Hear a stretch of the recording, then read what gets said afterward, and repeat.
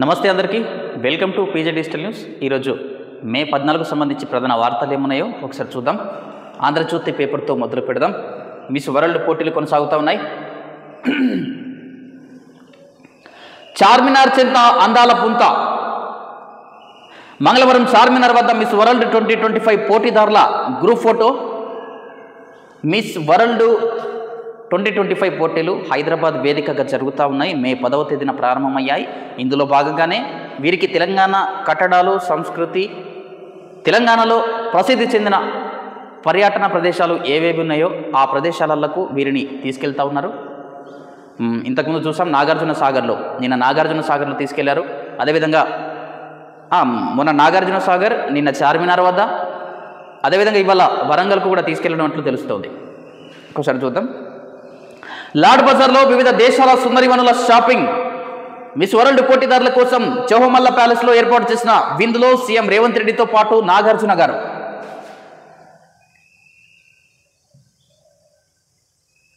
Next వార్తలు. Operation Sindoor పాక్కు లక్ష్మణ రేఖ. భారత్ మాతాకి జై. శత్రువుల వెన్నులో వణుకు పుట్టించింది. వీర సైనికులందరికీ సెల్యూట్ చేస్తున్న త్రివిధి దళాలు పాక్ సైన్యాన్ని మట్టి కరిపించాయి. అణుబెదిరింపులను అపహాస్యం చేశాయి. మరోసారి పాక్ దాడికి యత్నిస్తే వినాశనమే. అదంపూర్ వైమానిక స్థావరంలో ప్రధాని మోదీ. అదంపూర్ వైమానిక స్థావరంలో దేశ ప్రధాని నరేంద్ర మోదీ గారు ఆర్మీ వాళ్ళతో, త్రివిధ దళాల ఉద్యోగస్తులతో భేటీ అయ్యారు. ఆప్యాయంగా పలకరించారు. వారితో కాసేపు ముచ్చటించారు.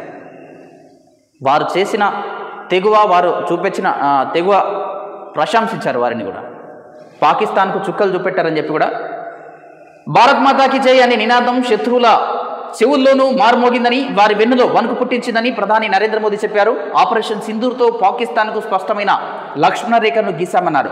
భారతదేశం తన భద్రతా దళాలకు ఎప్పటికీ రుణపడి ఉంటుంది. మన దేశం కోసం వారు చేస్తున్న త్యాగాలు ఎనలేనివి అని పేర్కొన్నారు. మంగళవారం మోదీ పంజాబ్లోని అదాంపూర్ వైమానిక స్థావరాన్ని సందర్శించారు. ఇది భారత్లోని రెండో అతిపెద్ద air base. Operation Sindoor Bharat Pak కాల్పుల విరమణకు అంగీకరించిన నేపథ్యంలో ఆయన పర్యటన ప్రాధాన్యం సంతరించుకుంది.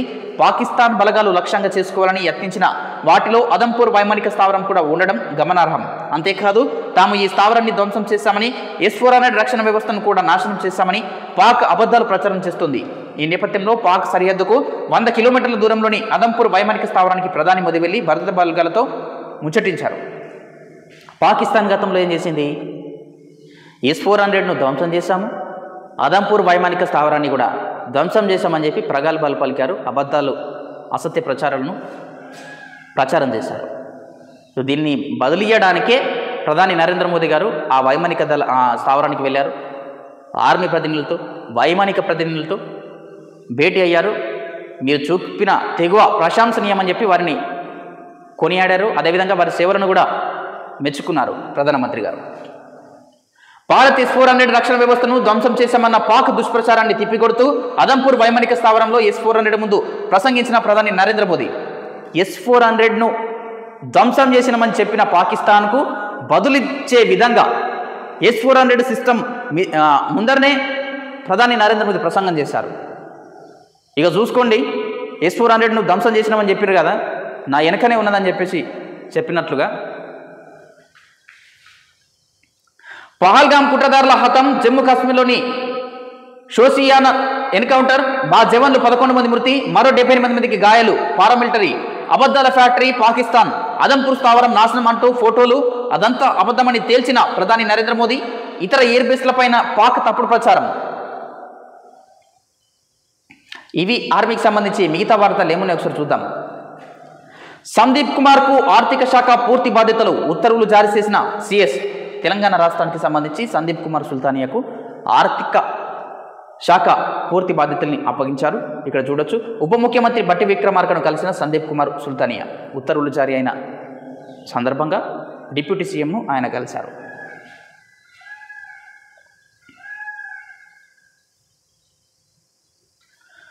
రిటైర్మెంట్ తర్వాత ఏ పదవి తీసుకోను, న్యాయరంగానికి సేవలు కొనసాగిస్తా. పదవీ కాలం చివరి రోజున సిజేఐ సంజీవ్ ఖన్నా స్పష్టీకరణ.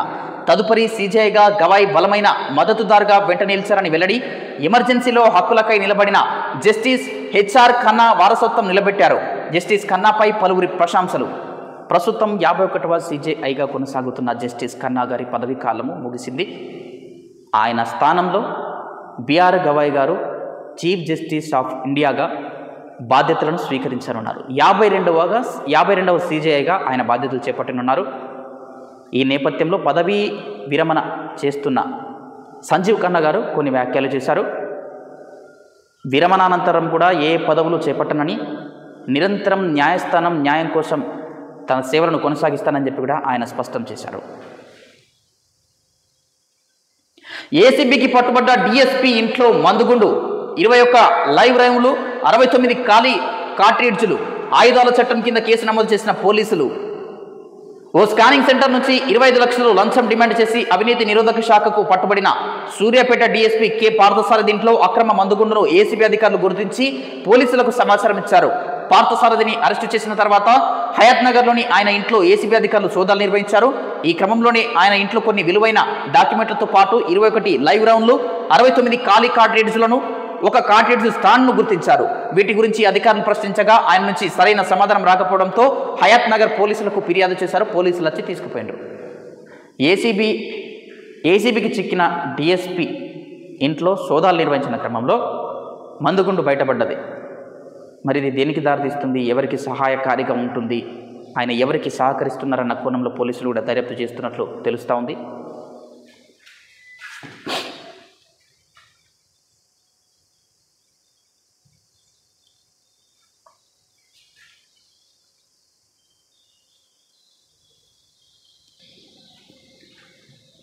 బీఆర్ఎస్ నాయకత్వ బాధ్యతలు కేటీఆర్కు అప్పగిస్తే స్వాగతిస్తాం, కేసీఆర్ నిర్ణయానికి కట్టుబడి ఉంటా, పార్టీలో విభేదాలు లేవని చెప్పి హరీష్ రావు గారు. బీఆర్ఎస్లో ఎలాంటి విభేదాలు లేవని, అంతా సోషల్ మీడియా ద్వారా కొందరు చేస్తున్న తప్పుడు ప్రచారమని ఆ పార్టీ సీనియర్ నేత ఎమ్మెల్యే హరీష్ రావు అన్నారు. పార్టీ నాయకత్వ బాధ్యతలను కేటీఆర్కు అప్పగిస్తే స్వాగతించి సహకరిస్తానని చెప్పారు. తమ అధినేత కేసీఆర్ ఏ నిర్ణయం తీసుకున్నా శిరసా వహిస్తానని, తాను క్రమశిక్షణ కలిగిన కార్యకర్తనని స్పష్టం చేశారు. మంగళవారం తెలంగాణ భవన్లో హరీష్ రావు మీడియాతో మాట్లాడారు. తనపై వస్తున్న తప్పుడు ప్రచారాలను ఇప్పటికే ఖండించానని, సోషల్ మీడియా దుష్ప్రచారాలపై స్వయంగా డీజీపీకి ఫిర్యాదు చేశారని తెలిపారు. తాను పార్టీ మారతాననే చిల్లర ప్రచారాన్ని ఇప్పటికైనా ఆపాలని హెచ్చరించారు.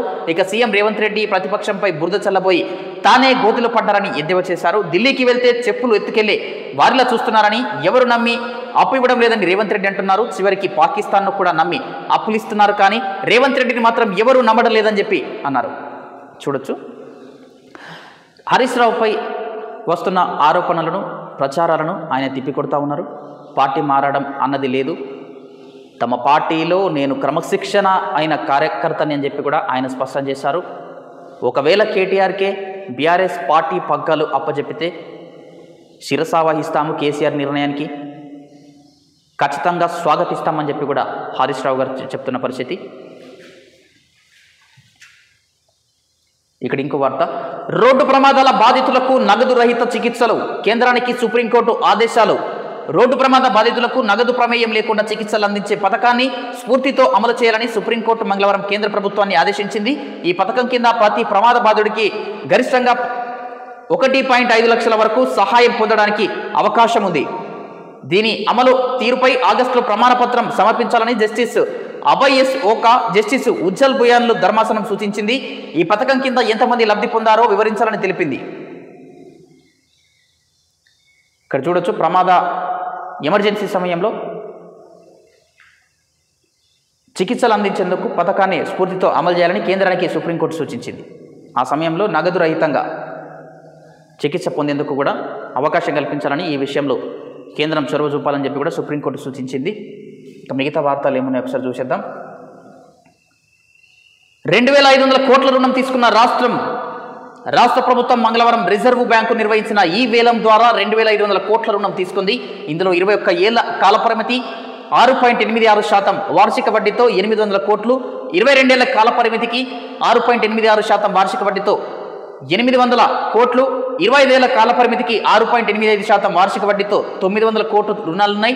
తెలంగాణతో పాటు దేశంలోని 7 రాష్ట్రాలు 11,500 కోట్ల అప్పులు తీసుకున్నాయి. చూడొచ్చు, మళ్ళీ రిజర్వ్ బ్యాంకు నిర్వహించిన ఈ వేలంలో తెలంగాణ రాష్ట్ర ప్రభుత్వం 2,500 కోట్ల రూపాయల రుణం తీసుకుంది.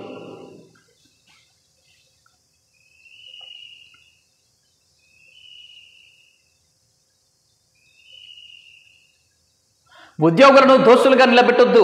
ప్రభుత్వ ప్రకటన అలాంటి సంకేతమే ఇచ్చింది. బోనస్లు, అదనపు భత్యాలు, వేతనాల పెంపు అడగట్లేదు. రావాల్సిన బకాయిలని అడుగుతున్నాం. మీడియాతో ఉద్యోగుల చేసి ప్రతినిధులు. రాష్ట్ర ప్రభుత్వం ఇటీవల చేసిన ప్రకటన ఉద్యోగులను ప్రజల ముందు దోషులుగా చూపేలా ఉందని ఉద్యోగ సంఘాల ఐకాసా ఆరోపించింది. తాము బోనస్లు, అదనపు బాధ్యతలు, జీతాలు పెంచాలని కోరడం లేదని, పెరిగిన ధరలకు అనుగుణంగా రాష్ట్ర ప్రభుత్వం కూడా డిఏలు ప్రకటించాలని కోరింది. 5 డిఏలు పెండింగ్లో ఉన్నాయని, ఇంకో నెల గడిస్తే 6 డిఏ కూడా వస్తుందని గుర్తు చేసింది. నాంపల్లిలో మంగళవారం నిర్వహించిన మీడియా సమావేశంలో ఐకాసా చైర్మన్ మారం జగదీశ్వర్, ప్రధాన కార్యదర్శి ఏలూరి శ్రీనివాసరావు మాట్లాడారు.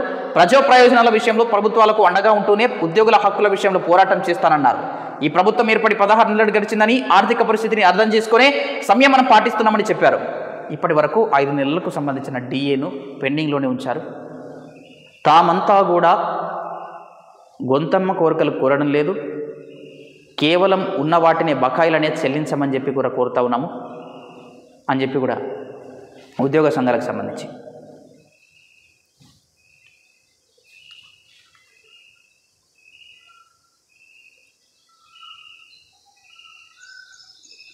ఇల్లు పిల్లల పాలు, కన్నవాళ్ళు రోడ్ల పాలు.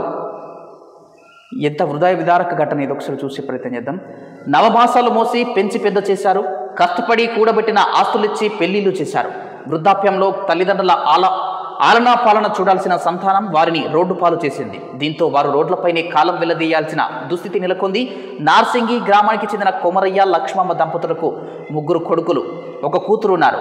నార్సింగిలో సొంత ఇంటిని పిల్లలంతా కలిసి అమ్మేసి డబ్బులు పంచుకుని తల్లిదండ్రులను ఇంట్లో నుంచి బయటకు గింటివేశారని స్థానికులు పేర్కొన్నారు. దీంతో 2 రోజులుగా వీరిద్దరు ఫుట్పాత్ పైనే పడుకుంటున్నారు. ఈ ఇద్దరు చూడొచ్చు, నార్సింగి వీధుల్లో పడుకున్న కొమరయ్య, లక్ష్మమ్మ దంపతులు. పెంచి పెద్ద చేసిన తల్లిదండ్రులని పట్టించుకోకపోతే భవిష్యత్తులో మీరు ఇంకా మీ బంధువుల్ని, అంటే మీ రిలేషన్ని ఏం పట్టించుకుంటారండి? కనీసం మానవత్వం మరిచి పరాయి వాళ్ళు కూడా కాదు కదండి, ఇంత దారుణమా? తల్లిదండ్రుల్ని రోడ్డు పాలు చేస్తారా? గుడి దగ్గర అడుక్కొని తినాల్సిన దుస్థితి ఏర్పడిందని, ఫోన్లో చేస్తే ఎవరు స్పందించడం లేదని లక్ష్మమ్మ వాపోయారు. వారి దుర్భర పరిస్థితిని ఫోటోలు, వీడియోల రూపంలో స్థానిక కాంగ్రెస్ నాయకులు పలు వాట్సాప్ గ్రూపులలో పోస్ట్ చేశారు. వారికి తగిన న్యాయం చేయాలని మాజీ కౌన్సిలర్ ఉషారాణి నార్సింగి ఆర్డీఓకి ఫిర్యాదు అందజేశారు. ఇక్కడ చూడొచ్చు, వీరంతా రోడ్డుపై ఇద్దరు నార్సింగి వీధిలో పడుకున్న కొమరయ్య, లక్ష్మమ్మ దంపతులు. ఇట్లాంటివి ఒకసారి చూస్తే దారుణంగా అనిపిస్తుంది. ఇవి ఆంధ్రజ్యోతి పేపర్కు సంబంధించి. నెక్స్ట్ వేరే పేపర్ చూసే ప్రయత్నం చేద్దాం. నెక్స్ట్ వెలుగు దినపత్రిక చూసేద్దాం. ఆపరేషన్ సింధూర్తో పాక్కు లక్ష్మణ రేఖ ఇంతకుముందే చూసాము. దీనికి సంబంధించి సన్నకారు రైతు ఆమ్దాని నెలకు 5,000 మించుతలేదు. ఎకరంలోపు వ్యవసాయం వచ్చేది అంతంతే, ఇల్లు గడుస్తూ కష్టమే. జయశంకర్ వర్సిటీ శాస్త్రవేత్తల స్టడీలో వెల్లడి. 3.5 ఎకరాల్లోపు ఉన్న చిన్న రైతులకు వచ్చేది 13,000. 6.5 ఎకరాల్లో ఉన్న రైతులకు వచ్చేది ఎవరిలోపే. వ్యవసాయానికి పశు సంపద తోడైతే అదనపు ఇన్కమ్. కరీంనగర్ జిల్లాలో అధ్యయనం చేసిన శాస్త్రవేత్తలు ఈ జిల్లాలో 48% మంది రైతులు వరి సాగుకే మొగ్గు. కరీంనగర్లో శాస్త్రవేత్తలు తేల్చి చెప్పారు, రైతులు కేవలం వ్యవసాయం పైనే ఆధారపడి ఉంటే ఆమ్దాని రావడం లేదు. వారికి తోడుగా పశు సంపదపై దృష్టి సారిస్తే 2 కలిస్తే ఇన్కమ్ పెరుగుతుందని చెప్పి కూడా శాస్త్రవేత్తలు చెప్తున్న పరిస్థితి. కరీంనగర్లో వీళ్ళు అధ్యయనం చేశారు. ఈ అధ్యయనంలో కొన్ని విషయాలు వెల్లడయ్యాయి. వీళ్ళ సంగతి ఒకవైపు అయితే, అరకొరగా ఎంతో 1 ఎకరమో 2 ఎకరాలు భూమి ఉన్న రైతులు, ఇట్లాంటి రైతులే ఇబ్బందులు పడుతుంటే, ఎలాంటి భూమి కూడా లేని, గుంట భూమి లేని రైతులు ఎంతోమంది ఉన్నారు. కొన్నేళ్లుగా కౌలు చేస్తూనే జీవనం సాగిస్తూ ఉన్నారు. కౌలు రైతుల పరిస్థితి అయితే రాష్ట్రంలో ఏ విధంగా ఉందో చెప్పనవసరం లేదు. కౌలు రైతులను రాష్ట్ర ప్రభుత్వం ఖచ్చితంగా ఆదుకోవాల్సిన అవసరం ఉంటుంది. వారి కోసం ఆత్మీయ భరోసా అని చెప్తా ఉన్నారు. మరి అది ఎంతవరకు అమలవుతుందో కూడా తెలియడం లేదు.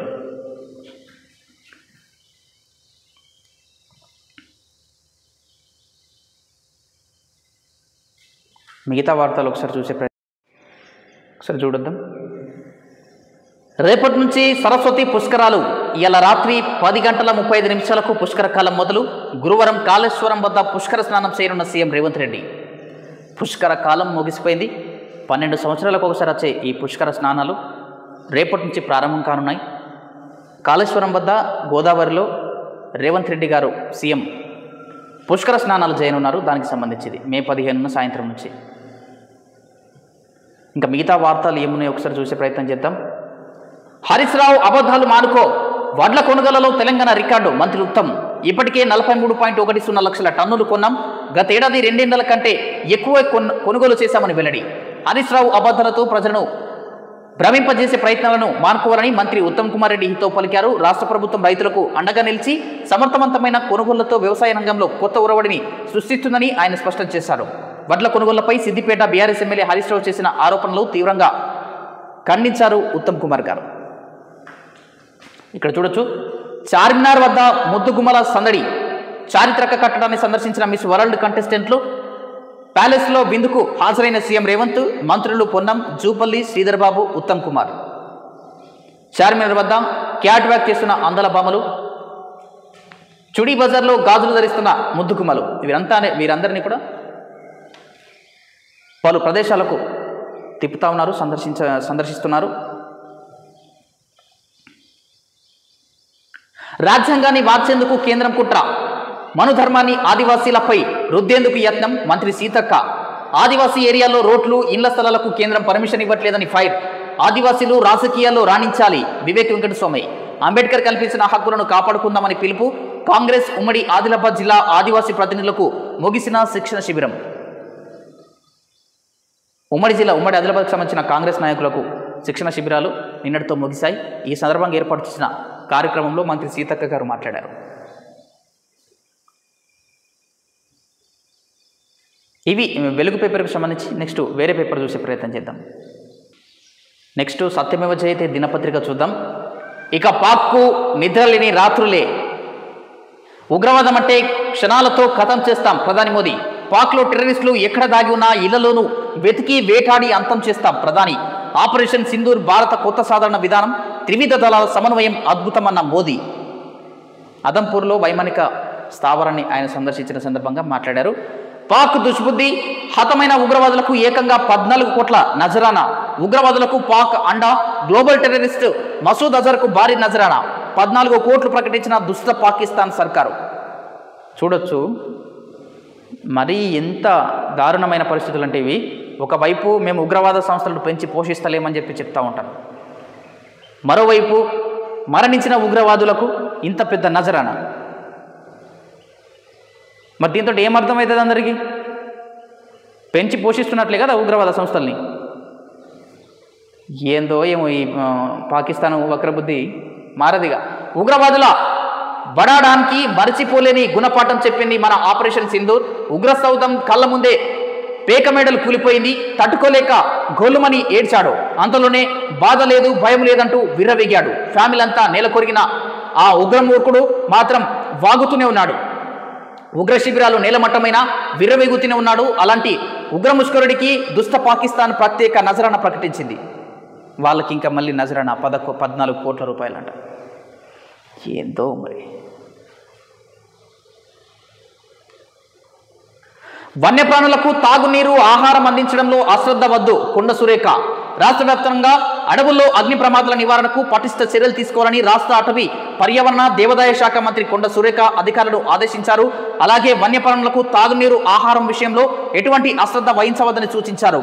ఒకేసారి పెద్ద అగ్ని ప్రమాదాలు జరిగితే వాటిని నివారించేందుకు అన్ని రకాల పరికరాలు అందుబాటులో ఉన్నాయా లేదా అనేది అధికారులను అడిగి తెలుసుకున్నారు.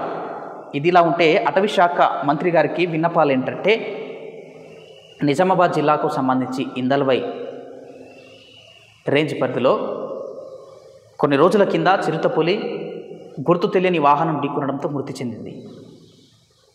ఇదొక్కటే కాదండి, 2018 నుంచి చూస్తూ వస్తే చాలా వరకు చిరుతపులులు మృత్యువాత పడ్డాయి.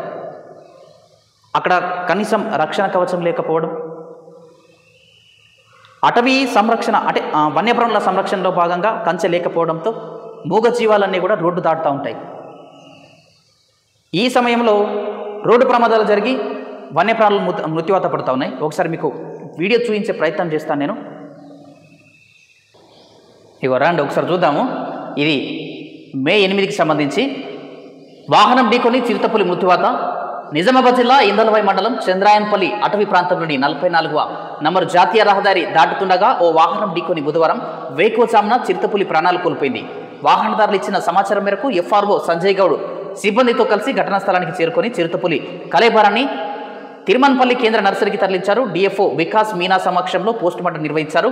2 ఏళ్ల వయసున్న మగ చిరుతపులిగా గుర్తించారు. ఆహారం కోసం రోడ్డు దాటుతుండగా ప్రమాదం జరిగి ఉంటుందని అధికారులు భావిస్తున్నారు. కేసు నమోదు చేసి దర్యాప్తు చేస్తున్నట్లు ఎఫ్ఆర్ఓ వెల్లడించారు. ఇది మే 8కి సంబంధించిన వార్త. ఓ రోడ్డు దాటుతుండగా చిరుతపులి మృత్యువాత పడింది. దానికి సంబంధించి మీకు వీడియో చూపించే ప్రయత్నం చేస్తాను. ఆ చిరుతపులికి పోస్టుమార్టం నిర్వహించారు. పోస్టుమార్టం తర్వాత దాన్ని ఖననం చేశారు.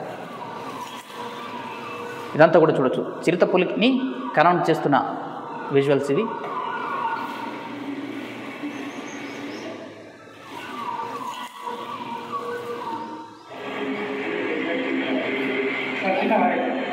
రెండేళ్ల వయసు, చిన్న వయసు.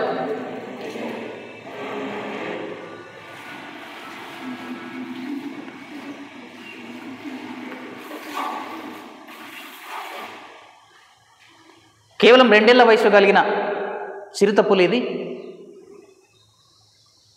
ఎంత దారుణమో చూడవచ్చు మనము. అక్కడ సంరక్షణ లేకపోవడంతోనే, సరైన కంచె రక్షణ కవచం లేకపోవడంతోనే అవి రోడ్డు దాటుతూ ఉన్నాయి. ఆ క్రమంలోనే మృత్యువాత పడుతూ ఉన్నాయి. దానికి సంబంధించి ఇంకో వార్త కూడా మీకు చూపించే ప్రయత్నం చేస్తాను. ఎవరండి ఇది? ఇది కూడా అదే రోజున ప్రచురితమైంది. తీవ్ర జాప్యం, తీరని నష్టం. రక్షణ కంచె నిర్మించక తరచూ రోడ్డు ప్రమాదాల్లో చిరుతపుల్ల మృత్యువాత. నిజామాబాద్ జిల్లాకు సంబంధించి నిజామాబాద్ జిల్లాకు 44వ జాతీయ రహదారి ఆనుకోనుంది, విస్తరించి ఉంది. కాబట్టి సంబంధిత రేంజ్ పరిధిలో ఖచ్చితంగా కంచె ఏర్పాటు చేయాల్సిన అవసరము ఉంటుంది. ఒకసారి చూసే ప్రయత్నం చేద్దాం. జిల్లా మీదుగా 44వ నంబరు జాతీయ రహదారి విస్తరించి దాదాపు 10 ఏళ్ళు అవుతుంది. నిబంధనల మేరకు అటవీ ప్రాంతంలో రహదారికి ఇరువైపులా రక్షణ కంచె నిర్మించి వన్యప్రాణులు రహదారి దాటేందుకు వంతెన సైతం నిర్మించాలి. కానీ ఇప్పటికీ అలాంటి చర్యలేమీ లేదు. వన్యప్రాణులు రహదారి దాటేందుకు వంతెనలు సైతం నిర్మించాల్సిన అవసరం ఉంటుంది. ఎందుకంటే ఈ పక్క నుంచి ఆ పక్కకు అవి రావడానికి కానీ ఆ సంచరించే సమయంలో వాటికి అట్లాంటి ఏర్పాట్లు చేయాల్సిన అవసరం ఉంటుంది. ఫలితంగా నిజామాబాద్ జిల్లా చంద్రాయన్పల్లి శివారు నుంచి కామారెడ్డి జిల్లా దగ్గి వరకు 4 కిలోమీటర్ల పరిధిలో 4 చిరుతలు వేర్వేరు రోడ్డు ప్రమాదాల వల్ల మృత్యువార్త పడ్డాయి. తాజాగా బుధవారం వేకువజామున చంద్రాయన్పల్లి అటవీ ప్రాంతంలో జరిగిన రోడ్డు ప్రమాదంలో 2 ఏళ్ల మగ చిరుత మృత్యువాత పడడం జిల్లాలోని జంతు ప్రేమికుల్ని కలిచివేసింది. 2 ఏళ్ల చిరుత. ఇప్పటికీ 4 చిరుత పుళ్ళు మృత్యువాత పడ్డాయి వివిధ రోడ్డు ప్రమాదాలలో. గతంలో జరిగిన ఘటనలు చూసుకుంటే 2018 జనవరి 8న ఇందలవాయి మండలం సిర్నపల్లి అటవీ ప్రాంతంలో రైలు ప్రమాదంలో తీవ్రంగా గాయపడిన చిరుత 10 రోజుల తర్వాత ప్రాణాలు విడిచింది. అదేవిధంగా 2018 మే 11న ఇందలవాయి మండలం దేవితాండా వద్ద 4 ఏళ్ల ఆడ చిరుత, 2022 సెప్టెంబర్ 15న సదాశివనగరం మండలం దగ్గి అటవీ ప్రాంతంలో 2 ఏళ్ల చిరుత, 2023 ఫిబ్రవరి 8న రాత్రి చంద్రాయన్పల్లి అటవీ ప్రాంతంలో 3 ఏళ్ల ఆడ చిరుత రోడ్డు ప్రమాదంలో ప్రాణాలు కోల్పోయింది. రోడ్డు ప్రమాదాల్లోనే కాకుండా వేటగాళ్ల ఉచ్చులో చిక్కి విద్యుద్ఘాతంతో పంట పొలాల్లో పడి చిరుతలు మృత్యువాత పడుతున్న ఘటనలు జిల్లాలో తరచూ చోటు చేసుకుంటున్నాయి. ఇప్పటి వరకు 4 చిరుత పులులు మృత్యువాత పడ్డాయి. దీనికి ఎవరు బాధ్యత వహిస్తారు? మరి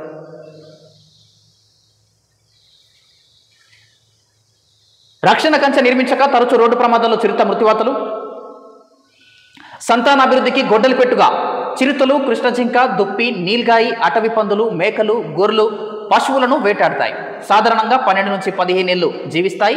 ఒక్కో ఆడ చిరుత 3 నుంచి 4 ఏళ్ల వయసులో పిల్లల్ని కంటుంది. ఇదే సమయంలో రోడ్డు ప్రమాదాల రూపంలో వీటిని మృత్యువు కబలిస్తుండటంతో సంతతి వృద్ధికి గొడ్డలి పెట్టుగా మారింది.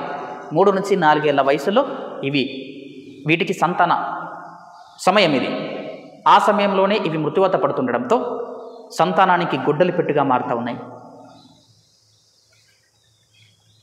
కంచె నిర్మాణానికి చర్యలు.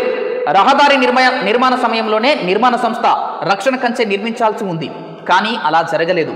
గతంలోనూ NHAI ప్రతినిధులకు నివేదికలు ఇచ్చినా స్పందించలేదు. మా ఉన్నతాధికారి DFO మరోసారి NHAI పీడీతో మాట్లాడి రక్షణ కంచె నిర్మాణానికి చర్యలు తీసుకోనున్నారు. సంజయ్ గౌడ్, ఇన్ఛార్జ్ FRO ఇందలవాయికి సంబంధించి.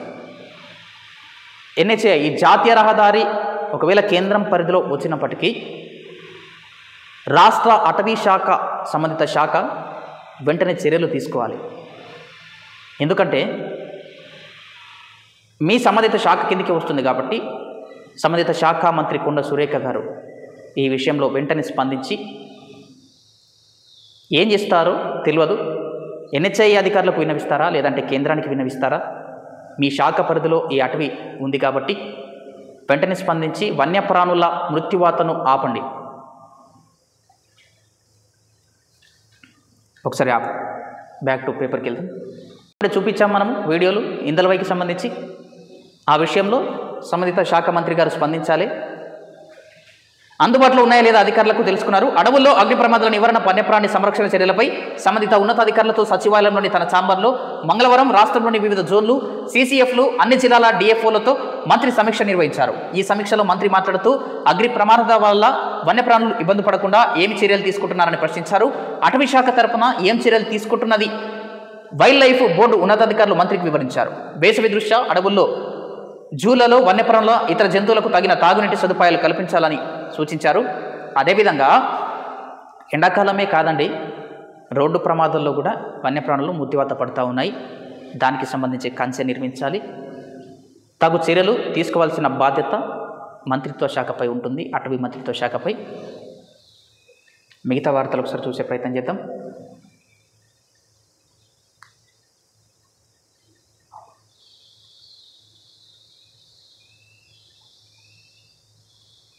ప్రధాన వార్తలు ఏమున్నాయి?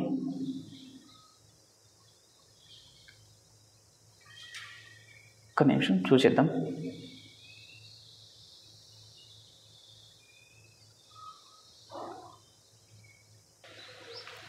ఇంకేం ప్రధాన వార్తలు ఏం లేవు. మే 14కు సంబంధించిన ప్రధాన వార్తలు ఇవ్వండి. చూస్తూనే ఉండండి మన ప్రీజెడ్ డిజిటల్ న్యూస్. నేను మీ ప్రదీప్ జిల్లెడ్వార్.